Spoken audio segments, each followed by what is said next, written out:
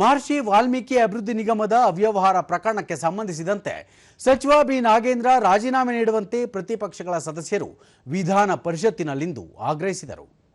ಈ ಹಂತದಲ್ಲಿ ಸಭಾಪತಿ ಸಲೀಂ ಅಹಮದ್ ಕಲಾಪ ಸುಗಮವಾಗಿ ನಡೆಸಲು ಸಹಕರಿಸುವಂತೆ ಮನವಿ ಮಾಡಿದರು. ನಮ್ಮ ಪ್ರಶ್ನೆಗಳಿಗೆ ನಮ್ಮ ಕ್ವಾಲಿಫಿಕೇಷನ್ಗಳಿಗೆ ಮಾತಾಡೋಕ್ಕೆ ಅವಕಾಶ ಮಾಡಿಕೊಡ್ತಾ ಇಲ್ಲ ಅಂತ ಕೂಡ ಅವರು ಒಂದು ಮನವಿ ಒಂದು ಪಿಟಿಷನ್ ಕೂಡ ಕೊಟ್ಟಿದ್ದಾರೆ. ಆದರೆ ನಾವು ಸದಾ ನಡೆಸಬೇಕಾಗ್ತದೆ. ಸಭಾನಾಯಕ ಯತೀಂದ್ರ ಸಿದ್ದರಾಮಯ್ಯ ಪ್ರತಿಪಕ್ಷಗಳು ಅನಗತ್ಯವಾಗಿ ಸದನದ ಸಮಯ ವ್ಯರ್ಥ ಮಾಡುತ್ತಿವೆ. ಬರ, ಕುಡಿಯುವ ನೀರಿನ ಸಮಸ್ಯೆ ಸೇರಿದಂತೆ ಚರ್ಚೆಗೆ ಹಲವು ವಿಷಯಗಳಿದ್ದರೂ ಕಳೆದ 6 ದಿನಗಳಿಂದ ಸದನದ ಕಲಾಪಕ್ಕೆ ಅಡ್ಡಿಪಡಿಸುತ್ತಿದ್ದಾರೆ. ಹಾಗಾಗಿ ಅವರ ವಿರುದ್ಧ ನಿಯಮಾನುಸಾರ ಕ್ರಮ ಕೈಗೊಳ್ಳಬೇಕು ಎಂದು ಆಗ್ರಹಿಸಿದರು. ಸದನ ನಡೀತಿರ್ಲಿಲ್ಲ, ಅವತ್ತು ಮಾಡಬಹುದಾಗಿತ್ತು, ಆದ್ರೆ ಇವತ್ತು ಸದನ ನಡೆಯೋದು ಸಹ ಮಾಡ್ತಾ ಇದ್ದಾರೆ. ಯಾಕೆ ಇದು ಗೊತ್ತಾಗಿ ಕೇವಲ ರಾಜಕೀಯ ಮಾಡ್ತಿದ್ದಾರೆ ಅಂತ ದಯವಿಟ್ಟು ನೀವು ಇವರ ಟ್ಯಾಕ್ಟಿಕ್ಸ್ಗಳಿಗೆ ದಯವಿಟ್ಟು ನೀವು ಸದನ ನಡೆಸಿ. ಸಾಧ್ಯ ಆದ್ರೆ ಯಾರು ಹೆಚ್ಚು ಗಲಾಟೆ ಮಾಡ್ತಾರೆ ಅವ್ರಿಗೆ ರೂಲ್ ನಂಬರ್ 327 ಮೂಲಕ ಜನಗಳ ಸಮಸ್ಯೆ. ಸಚಿವ ಬಸವರಾಜ ರಾಯರೆಡ್ಡಿ ನಿಯಮದ ಪ್ರಕಾರ ನೋಟಿಸ್ ನೀಡಿ ವಿಷಯವನ್ನು ಚರ್ಚೆಗೆ ಕೈಗೆತ್ತಿಕೊಳ್ಳಬೇಕು. ಆದರೆ ನೋಟಿಸ್ ನೀಡದೆ ಚರ್ಚೆ ನಡೆಸದೆ ಈ ರೀತಿ ಕಲಾಪಕ್ಕೆ ಅಡ್ಡಿಪಡಿಸುವುದು ಶೋಭೆಯಲ್ಲ. ಪ್ರತಿಪಕ್ಷಗಳು ತಮ್ಮ ವರ್ತನೆಯನ್ನು ಬದಲಿಸಿಕೊಳ್ಳಬೇಕು ಎಂದರು. ಹೇಗೆ ನಡ್ಕೋಬೇಕಂತ ಸಭಾನಾಯಕರು ಹರಿಪ್ರಸಾದ್ ಅವರು ಕೂಡ ಹೇಳ್ತಾರೆ. ನಾನು ಪುನಃ ಹೇಳಲಿಕ್ಕೆ ಇಚ್ಛೆ ಪಡೋದಿಲ್ಲ. ಈಗಾಗಲೇ ಮೊನ್ನೆನೇ ತಾವು ರೂಲಿಂಗ್ ಕೊಟ್ಟಿದ್ದೀರಿ. ಸೆಕ್ಷನ್ ಸದನದ ನಿಯಮಾವಳಿ 68 ನಾನು ಓದೋದಿಲ್ಲ, ಮತ್ತೆ ಓದ್ಲಿಕ್ಕೆ ಹೋಗಲ್ಲ. 68, 69 ಪ್ರಕಾರ ಅವರು ಸಭೆಗೆ ಸೂಚನೆ ಕೊಟ್ಟು ಮಾತನಾಡಬೇಕು. ಆ ಮಾತನಾಡುವಂತ ನಿಯಮಾವಳಿ ಅವ್ರಿಗೆ ಗೊತ್ತಿಲ್ವ? ಅವ್ರಿಗೆ ಇದು ಸರಿಯಲ್ಲ. ಮುಂದಿನ ಬಜೆಟ್ನಲ್ಲಿ ತಾಲೂಕು ಮಟ್ಟದಲ್ಲಿ ಹಾಸ್ಟೆಲ್ ವ್ಯವಸ್ಥೆ ಕಲ್ಪಿಸಲು ಅಗತ್ಯ ಕ್ರಮ ವಹಿಸಲಾಗುವುದು ಎಂದು ಹಿಂದುಳಿದ ವರ್ಗಗಳ ಕಲ್ಯಾಣ ಸಚಿವ ಶಿವರಾಜ್ ತಂಗಡಗಿ ಹೇಳಿದ್ದಾರೆ. ಸದಸ್ಯ ಬಸವನಗೌಡ ಬಾದರ್ಲಿ ಪ್ರಶ್ನೆಗೆ ಉತ್ತರಿಸಿದ ಸಚಿವರು, ಕಳೆದ 3 ವರ್ಷಗಳಲ್ಲಿ ತಮ್ಮ ಸರ್ಕಾರ ಹಿಂದುಳಿದ ವರ್ಗಗಳ ವಿದ್ಯಾರ್ಥಿಗಳಿಗೆ ಹಾಸ್ಟೆಲ್ ವ್ಯವಸ್ಥೆ ಕಲ್ಪಿಸಿದೆ. ಆದರೆ 1,40,000 ಮಕ್ಕಳಿಗೆ ಹಾಸ್ಟೆಲ್ ಸೌಲಭ್ಯ ಕಲ್ಪಿಸಲಾಗಿಲ್ಲ. ಅಂತಹ ವಿದ್ಯಾರ್ಥಿಗಳಿಗೆ ವಿದ್ಯಾಸಿರಿ ಯೋಜನೆಯಡಿ ಅವಕಾಶ ಕಲ್ಪಿಸಲಾಗಿದೆ ಎಂದು ಮಾಹಿತಿ ನೀಡಿದರು. ಬೆಳಗಾವಿ, ಧಾರವಾಡ, ಮೈಸೂರು ಇಲ್ಲಿ ಮಾತ್ರ ಅವಕಾಶಗಳನ್ನು ಮಾಡಿಕೊಟ್ಟಿದ್ದಾರೆ.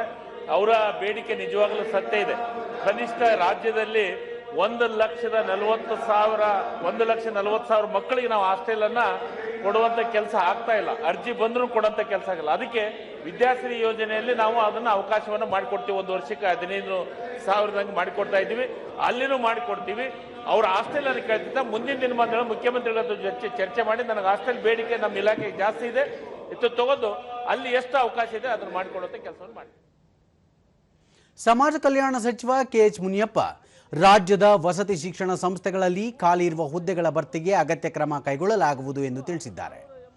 ಸದಸ್ಯ ಕೆ ಶಿವಕುಮಾರ್ ಪ್ರಶ್ನೆಗೆ ಉತ್ತರಿಸಿದ ಸಚಿವರು, ಕರ್ನಾಟಕ ವಸತಿ ಶಿಕ್ಷಣ ಸಂಸ್ಥೆಗಳ ಸಂಘದ ಅಧೀನದಲ್ಲಿ ಬರುವ ಶಾಲಾ ಕಾಲೇಜುಗಳಲ್ಲಿ 20,495 ಬೋಧಕ, ಬೋಧಕೇತರ ಮತ್ತು ಡಿ ವೃಂದದ ಹುದ್ದೆಗಳು ಮಂಜೂರಾಗಿವೆ. ಖಾಲಿ ಇರುವ ಬೋಧಕ ಹುದ್ದೆಗಳಿಗೆ ಜಿಲ್ಲಾ ಹಂತದಲ್ಲಿ ಅತಿಥಿ ಉಪನ್ಯಾಸಕರನ್ನು ವಿದ್ಯಾರ್ಹತೆಗೆ ಅನುಸಾರವಾಗಿ ನೇಮಕ ಮಾಡಿಕೊಳ್ಳಲಾಗುವುದು ಎಂದರು. ಕ್ರೈಸ್ತ ಸಂಸ್ಥೆಯ ವಿದ್ಯಾಸಂಸ್ಥೆಗಳು ಸರ್ಕಾರಿ ಶಾಲೆಗಳಿಗಿಂತ ಅತ್ಯುನ್ನತವಾದಂಥ ಮಾರ್ಕ್ಸ್ ತೆಗೆದುಕೊಂಡಿದ್ದಾರೆ. 100ಕ್ಕೆ 94ರಿಂದ 99% ತಗೊಂಡು ಗುಣಮಟ್ಟದ ವಿದ್ಯಾಭ್ಯಾಸವನ್ನ ಕೊಟ್ಟಿದ್ದೀವಿ. ಕೆಲವು ಹುದ್ದೆಗಳಿನ್ನೂ ಬಾಕಿ ಇದೆ.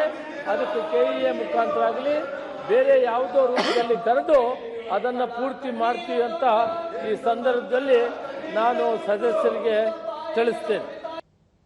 ಡಾಕ್ಟರ್ ಯತೀಂದ್ರ ಸಿದ್ದರಾಮಯ್ಯ ಮಾನ್ವಿ ತಾಲೂಕಿನಲ್ಲಿ ವಾಲ್ಮೀಕಿ ಭವನ ನಿರ್ಮಾಣಕ್ಕೆ ಆಡಳಿತಾತ್ಮಕ ಅನುಮೋದನೆ ನೀಡಲಾಗಿದೆ ಎಂದು ತಿಳಿಸಿದ್ದಾರೆ.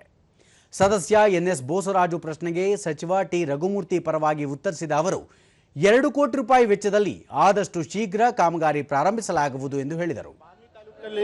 ತಾಲೂಕು ಮಟ್ಟದ ವಾಲ್ಮೀಕಿ ಭವನ ಕಟ್ಟೋದಕ್ಕೆ ಆಡಳಿತಾತ್ಮಕ ಅನುಮೋದನೆ ದೊರೆತಿದೆ. 2 ಕೋಟಿ ವೆಚ್ಚದಲ್ಲಿ ಮಂಜೂರಾಗಿದೆ. ಇನ್ನೇನು ಕೆಲವು ದಿನಗಳಲ್ಲಿ ಪ್ರಾರಂಭ ಆಗುತ್ತೆ. ವಾಲ್ಮೀಕಿ ಭವನ ಖಂಡಿತ ಅಲ್ಲಿ ನಿರ್ಮಾಣ ಆಗುತ್ತೆ. ಶಾಲಾ ಶಿಕ್ಷಣ ಮತ್ತು ಸಾಕ್ಷರತಾ ಸಚಿವ ಮಧು ಬಂಗಾರಪ್ಪ ರಾಜ್ಯದಲ್ಲಿ ಸರ್ಕಾರಿ ಶಾಲೆಗಳ ಮೂಲಸೌಕರ್ಯಕ್ಕೆ ಆದ್ಯತೆ ನೀಡಲಾಗುವುದು ಎಂದು ಹೇಳಿದ್ದಾರೆ. ಸದಸ್ಯ ತಿಪ್ಪಣ್ಣಪ್ಪ ಕಮಕನೂರು ಪ್ರಶ್ನೆಗೆ ಉತ್ತರಿಸಿದ ಅವರು, ರಾಜ್ಯದಲ್ಲಿ ದುಸ್ಥಿತಿಯಲ್ಲಿರುವ ಶಾಲೆಗಳ ಮೇಲ್ಛಾವಣಿ ಕಟ್ಟಡಗಳನ್ನು ಡಿಡಿಪಿಐ ಮತ್ತು ಬಿಇಒಗಳ ಗಮನಕ್ಕೆ ತರಲು ಈಗಾಗಲೇ ಸೂಚಿಸಲಾಗಿದೆ. ಕಳಪೆ ಗುಣಮಟ್ಟದ ಕಟ್ಟಡ ನಿರ್ಮಿಸುವ ಗುತ್ತಿಗೆದಾರರ ಮೇಲೆ ನಿರ್ದಾಕ್ಷಿಣ್ಯವಾಗಿ ಕ್ರಮ ಕೈಗೊಳ್ಳಲಾಗುವುದು ಎಂದು ಹೇಳಿದರು. ಆಕ್ಷನ್ ತಗೊಳ್ಳೋದಕ್ಕೆ ಹೇಳಿದ್ದೀನಿ. ಅದೇನಾದ್ರು ಸುರಕ್ಷಿತವಾಗಿಲ್ಲ, ಸೇಫ್ಟಿ ಇಲ್ಲ ಅಂದಿದ್ರೆ ಅದನ್ನ ಸೆಕ್ಯೂರಿಟಿ ನೋಡಿಕೊಂಡು ಮಕ್ಕಳನ್ನ ಕ್ಲಾಸ್ ರೂಮಿಗೆ ತಗೊಂಡ್ಬರೋದು. ಆದರೆ ಅವರು ಏನು ಹೇಳಿದ್ದಾರೆ, ಈ ವಿಚಾರದ ಜೊತೆಗೆ ಯಾವುದೇ ಆದ್ರೂ ಕೂಡ ಮತ್ತು ಈ ವಿಚಾರದಲ್ಲಿ ಯಾರು ಕನ್ಸ್ಟ್ರಕ್ಷನ್ ಮಾಡಿದ್ದಾರೆ ಅದು ಅಷ್ಟರೊಳಗೆ ಏನಾದ್ರು ಹಾಳಾಗಿದೆ ಅಂದರೆ ಅದನ್ನು ನಿರ್ದಾಕ್ಷಿಣ್ಯವಾಗಿ ನಾವು ಕ್ರಮ ತಗೊಳ್ಳೋದಕ್ಕೆ ನಾನು ಅಧಿಕಾರಿಗಳಿಗೆ ಸೂಚನೆ